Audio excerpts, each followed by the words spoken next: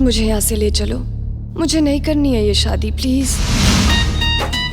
परम पिता परमेश्वर की असीम अनुकंपा से आयु कुमारी गौरी सुपुत्री श्री फूल सिंह का शुभ विवाह 21 नवंबर दिन रविवार को तय हुआ है।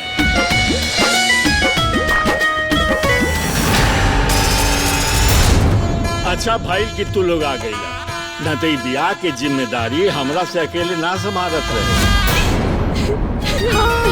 काले से ना रही रौनक मजमा रही ना हलचल दो रंगना कैसे बोलो बाकी करो से बतियाईबा कैसे बोलो बाकी करो से बतियाईबा जी तू आईबा ता खाली हाथ जाईबा।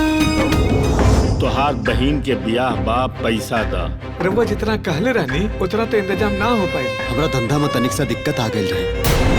बाबूजी हमरा के एक सोना का सेट दिलवा देती ना तो अच्छा रहत। हमरा के साइकिल तक दे ले दहेज में और एकरा के बुलेट गाड़ी। चाचा जी भी ना बड़की दीदी के जिंदगी बर्बादे कर देले।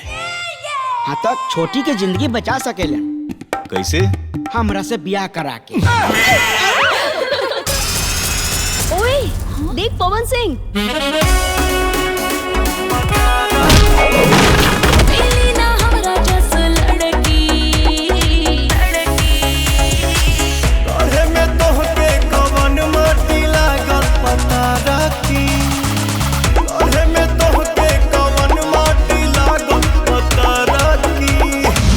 सत्तू में हरियर मिर्च लहसुन बढ़िया से सरसों के तेल भी डली। हाँ सब तो डलाइले बा। ई में स्पेशल का बा का करी अपन किडनी डाल दी। हाँ हाँ डाल दम मजा आ जाए।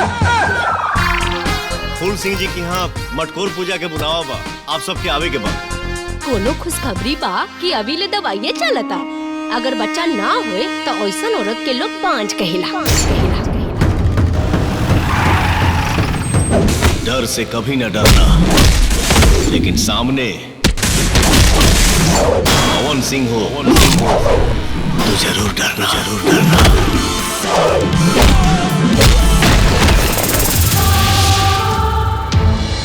ये तोहर पिता हमें तो तोहरा जिंदगी की फैसला तुमसे बेहतर ले सकता रे। कभी कितना हम बड़ाई हद से ज्यादा असुघराई जब जब देखी उनके आग हमर जागे जागे ताजमहल जस लागे रूपवा ताजमहल जस लागे। ये माला नहीं की तोड़ा शादी तोड़ रहा पानी।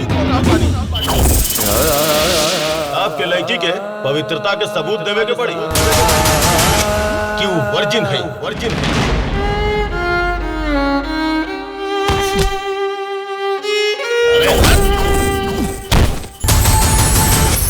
हम हाथ से अपाहिज बानी, जवान से ना, जवान से ना।